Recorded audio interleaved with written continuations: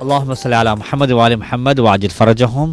મારા વહાલા ખોજા ટીવીના જોનારાઓ, ફરીથી હું મારા પ્યારા પ્યારા સાથીદારોને આ પ્રોગ્રામમાં સ્વાગત કરું છું અને ઉમ્મીદ રાખું છું કે આપ સર્વે ખૈરો આફિયતમાં હશો. અને સૌથી પહેલાં તો હું તમારો પણ તહેદિલથી શુક્રિયા અદા કરું છું કે તમે અલ્હમ્દુલિલ્લાહ અહીંયા જોઈ કરીને પણ આ મંઝરને જોવો છો કે અને આપણે જગા બદલાવતા હોય છે. અલ્લાહની કેટલી નહેમત છે, અહીંયા હવા ચાલે છે માશાઅલ્લાહ તાલા. ને ખુદાવંદ તાલા પાસે આપણે એ જ નહેમતનો શુક્ર અદા કરે કે વાકઈ રિયુનિયન જે છે આપણા માટે એક ખાસ નહેમતોમાંથી એક નહેમત છે કે જ્યાં આપણે ઠંડી પણ મળે છે, ગરમીએ મળે છે, વરસાદે મળે છે. તો અલ્હમ્દુલિલ્લાહ તમે જો કે શેખ સાહેબ અહીંયા જ આવ્યા છે. એક અઠવાડિયો મને લાગે છે 2 અઠવાડિયો લગભગ થયો છે. તો શેખ સાહેબની ચહેરામાં પણ કેટલી રોનક આવી ગઈ છે માશાઅલ્લાહ. આ બધું લીલોતરી જોઈ કરીને ને ખરેખર એનાથી આપણે ઓક્સિજન પણ મળે છે, ફ્રેશ થઈ જાય છે.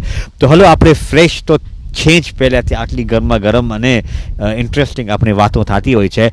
તો આપણા લાસ્ટ એપિસોડમાં, છેલ્લી એપિસોડમાં અમારી વાત અહીંયા સુધી પહોંચી હતી કે તબલીગની કિંમત અને તબલીગની ઇમ્પોર્ટન્સથી શેખ સાહેબ અને આપણી શું જવાબદારી છે. કારણ કે કોઈ વખતે આપણે કોઈ નેક કામ કરે છે પણ આપણે ખબર નથી પડતી કે એના પાછળ એનું શું મકસદ છે, હદફ છે અને અમે એની જવાબદારીને નથી સમજી શકતા, જેથી કરીને અમે એ અંજામ સુધી એને નથી પહોંચાવી શકતા. તો શેખ સાહેબ, આ ટૂંક સમયની અંદર મને ખબર છે કે તમારા પાસે ટાઈમિંગ બહુ ઓછો છે, પણ હદીસની રોશનીમાં આપણે કોઈ તમે તબલીગની ઇમ્પોર્ટન્સ અગર તમે આપણી ઓડિયન્સને, ખાસ કરીને આપણા નૌજવાનો માટે કે જે અત્યારે એ લોકો આ ફિલ્ડની અંદર હવે આવે છે, તો એ બધી વસ્તુઓ ઇમ્પોર્ટન્સ એ લોકો બી જાણે ને આપણી જવાબદારી પર જાણે, ખાસ કરીને આવામની જવાબદારી. પ્લીઝ. શુક્રિયા. સૌપ્રથમ સર્વે ખોજા ટીવીના સાંભળનારાઓ, અસ્સલામુ અલૈકુમ વરહમતુલ્લાહિ તાલા વબરકાતુહ. અલ્લાહ સુબહાનહુ તાલા સર્વેને સાદો આબાદ રાખે અને અલ્લાહ સુબહાનહુ તાલા હરેકની સારી હાજત ઉમેદો આરજુને પૂરી ફરમાવે અને હરેક બુઝુર્ગોને ખુદા હિફ્ઝો અમાનમાં રાખે, હરેક જવાનોને સલામત રાખે, બચાવોને સાદો આબાદ રાખે અને મા બહેનોને સલામત રાખે. શેખ સાહેબ, તમારા જે સવાલ માટે અમે શુક્રિયા અદા કરે છે અને આજે ઇન્ટરવ્યૂ તમે આ એક નાજીઝ બંદાને તમે જે હોનર આપ્યા છો, ઇજ્જત આપ્યા છો, એના માટે અમે શુક્રિયા અદા કરીએ છીએ. હકીકતમાં તબલીગ જે છે કુરાન શરીફના અંદરમાં ઠીક ઠીકાને આપણને આયતો દેખાય છે કે બલ્લીગ, તબલીગ, લયુનઝિરા, તુનઝિરા, આ બધું છે કે જાણે કે હરેક નબી લોકો જે છે એ તબલીગ કરતા હતા અને જે જવાબદારી છે એ પ્રમાણે અદા કરતા હતા. અને સૂરે તૌબાની જે મશહૂર આયત છે કે આખી કોમ જે છે એ લોકો ફિકહનો ઇલ્મ હાસિલ કરવા નથી જઈ શકતા, તો હરેક કોમમાંથી એક ટોળું, ફલૌલા નફર મિન કુલ્લિ ફિરકતિન મિનહુમ તાઇફા લિયતફક્કહુ ફી દીન, કે લોકો ફિકહનું ઇલ્મ હાસિલ કરે તો એક ભાગ, એક ટોળું, વલિયુનઝિરુ કૌમહુમ, અને ખુદ એ લોકો પોતાની કોમમાં પાછા રેતોર થાય, પાછા વરે, લિયુનઝિર કૌમહુમ યદા રજઉ ઇલૈહિમ લઅલ્લહુમ યરશુદૂન, કે જેથી કરીને કોમ જે છે એ લોકોને કંઈક તબલીગ અને હિદાયત મળી શકે. તો તબલીગના અંદરમાં હકીકતમાં આપણે જે આપણા માસૂમો આપણને જે દુઆ શીખાઈ રહ્યા છે, વતજઅલુના મિન અદ્દુઆત ઇલા તાઅતિક, અલ્લાહુમ્મા ઇન્ના નરગબુ ઇલૈક, આપણે ઇન્શાઅલ્લાહ મે રમઝાનમાં આપણે પઢશું એ દુઆ, આપણે માંગશું ને એ દુઆ તો હંમેશા માટે પડવાની છે, માંગવાની છે. તો અલ્લાહુમ્મા ઇન્ના નરગબુ ઇલૈક ફી દૌલતિન કરીમા, કે ખુદા મેં એક એવી દૌલત માંગીએ છીએ, ચાહીએ છીએ કે જે તારા તરફથી અને હુજ્જતે ખુદાઈના જાહેરમાં હુકુમત કરતા હોય. તો પછી આપણે શું હોય કે આપણે દુઆ માંગ્યા, વતજઅલુના, અમોને તો રાખજે કેમાં, વતજઅલુના મિન અદ્દુઆત ઇલા તાઅતિક, કે અમે પણ તબલીગ કરી શકીએ. તો જેટલા પણ બધા કોમ છે બધે દુઆ માંગશે અને એ દુઆને પછી આપણે અમલી સ્વરૂપમાં લઈ આવે. જેમને આપણે રોજીની દુઆ માંગીને આપણે દુકાન બંધ કરીને ના બેસવાનું હોય, મહેનત કરશું તો આપણને રોજી મળશે. તો એ જ પ્રમાણે આપણે દુઆ માંગીએ, ખુદા તો અમને તબલીગ કરવાવાળાના લિસ્ટમાં તું મને રાખી દે, વતજઅલુના મિન અદ્દુઆત ઇલા તાઅતિક, એનો મતલબ એ છે કે તારી તાઅત તરફ દાવત દેવાવાળા, તબલીગ કરવાવાળામાંથી તું મને શામિલ કર, શુમાર કર. તો પછી એના અંદરમાં કોશિશ કરવી જોશે. હવે બધાએ ફિઝિકમાં જે પ્રમાણે કીધું કે ફિઝિકલ બધાય નથી કરી શકતા, તો અમુક લોકો કરતા હોય છે ને અમુક લોકો જે છે ને ઉત્તેજન આપતા હોય. અને કુરાન શરીફના અંદરમાં આયતોમાં આપણે એ પણ મળે છે કે યુજાહિદુના બિઅમવાલિહિમ વ અનફુસિહિમ, એટલે પહેલાં ખુદાએ માલને પહેલાં રાખ્યું છે, કે એ લોકો કોશિશ કરે છે. અહીંયા જિહાદનો મતલબ છે કે જિહાદ કંઈ તલવાર ને બંદૂકની વાત નથી. યોજાહિદુન એટલે એ લોકો જોહદ એટલે કોશિશ કરે છે. બે અમવાલિહિમ એ લોકો અમને દૌલતથી એ લોકો કોશિશ કરે છે, તબલીગમાં એ લોકો મદદરૂપ થાય છે. વ અનફુસિહિમ અને અમુક લોકો ફિઝિકલ, જે પ્રમાણે મરહુમ રોશન મામા હતા કે પોતે ગામડાઓમાં જઈને આપણા અશહદુ અન્ના અલિયન હુજ્જતુલ્લાહ નો જે કલમો છે નજી છે એ ગામડાઓમાં પોતે પહોંચાઈ રહ્યા. અને એના પછી જે લોકોને તોફીક મળી એ લોકો આપણા મને ખિદમતને આગળ વધારી રહ્યા છે. તો શેખ સાહેબ એક વાક્યો મને યાદ આવે છે અને ઇન્શાલ્લાહ વાક્યા ઉપરથી ઇન્શાલ્લાહ આપણને કંઈક ને કંઈક લેસન મળશે.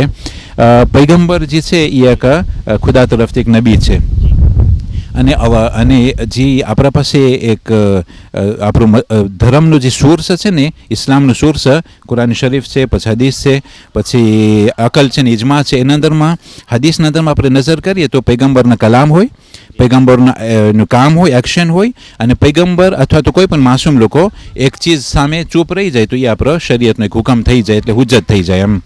હવે ખાલી એક વાક્યો છે ઇન્શાલ્લાહ સર્વે મોમિનીના સાંભળશે ને બધાને તો આ વાક્યો યાદ છે, પણ ખાલી રાપેલ કરવા માટે. એક વખત પૈગંબર સલ્લલ્લાહુ અલૈહિ વસલ્લમ બેઠા હતા. અને પૈગંબર સલ્લલ્લાહુ અલૈહિ વસલ્લમ બેઠા હતા તો અહીંયા હવે તમે કહેજો કે કોણ શખ્સિયત હતા. બે શખ્સિયતનું નામ આવતાને છે. એક આ સાઈડથી આવ્યા અને એક આ સાઈડમાં હતા. હવે પૈગંબર અહીંયા સામે નજર કરે છે અને અહીંયા સામે નજર કરે છે. આ શખ્સિયત જે હતા પોતે તલવાર લઈ જિહાદ કરી અને એક ફતહ ઇસ્લામને પોતે પેશ કર્યા હતા. એ કઈ ફતહ હતી?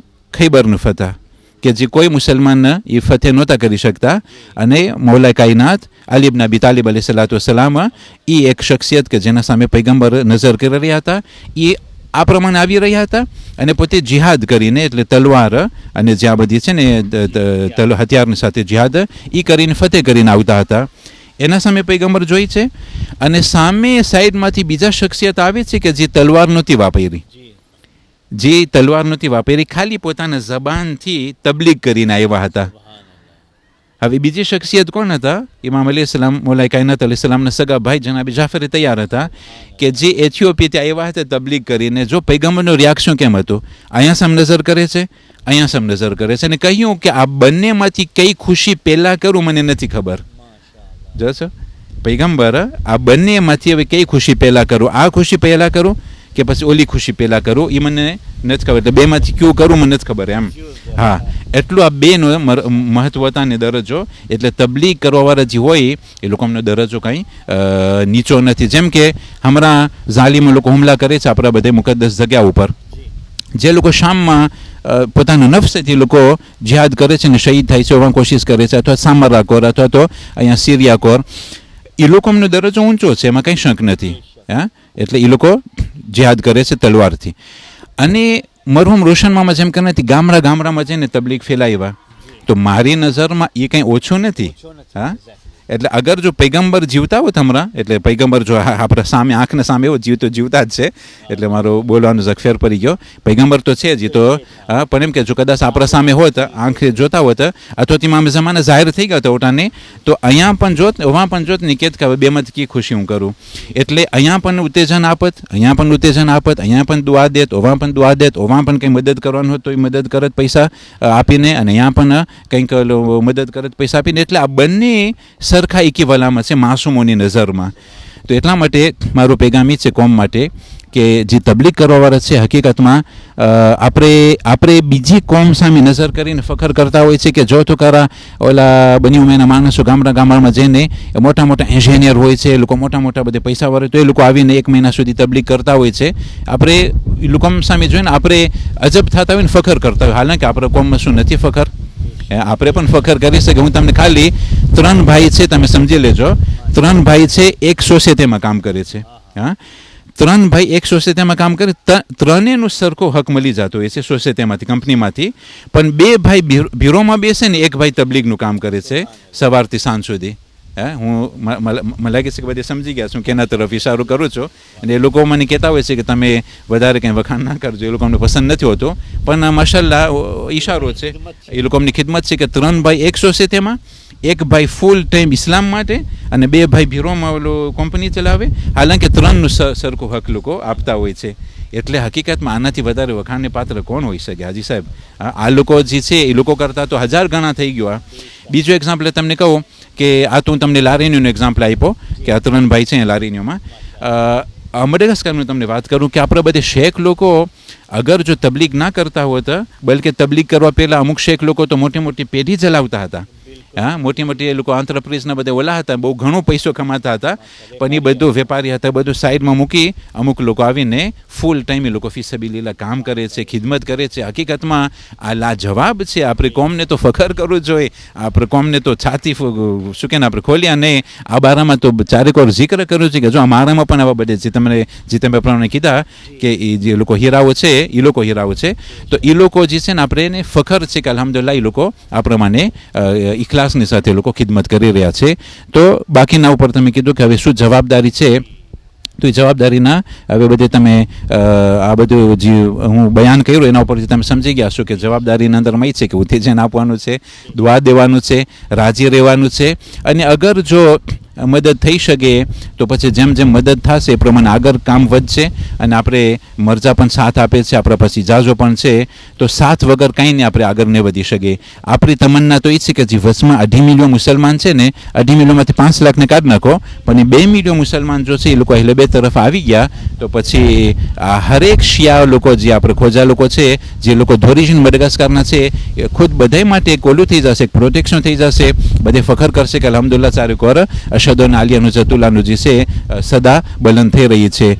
અને જેટલા પણ બધે મડગાસ્કરથી બહાર નીકળી ગયા છે તો એ લોકો અમને હવે વતનનું અહેસાન હોવું જોઈએ કે બધે મડગાસ્કરથી વટાના અને 150-200 વર્ષથી તો આપણે બાપ દાદા લોકો રહીએ છીએ, તો મડગાસ્કરથી આપણે બહાર નીકળી શક્યા તો આ વતનનો એક અહેસાન છે. તો કે અહેસાનનો બદલો અહેસાનથી વારવું જોઈએ. આપણે એને જે સ્કૂલ બનાવવાની છે ઘણી, આપણે એને હોસ્પિટલ બનાવવાના છે, આપણે એને યતીમખાનું જે છે પ્રોજેક્ટ બહુ મોટું એ પણ છે આપણે કરવાનું. આપણે એને બહુ ઘણી વસ્તુ ખિદમત મડગાસ્કરના વસ્તી માટે કરવાના છે, આપણે કુવાઓ ખોદવાના છે, વગેરે વગેરે. ઇન્શાલ્લાહ સાથમાં મળી આપણે ઇન્શાલ્લાહ આગળ કામ વધારી શકશું.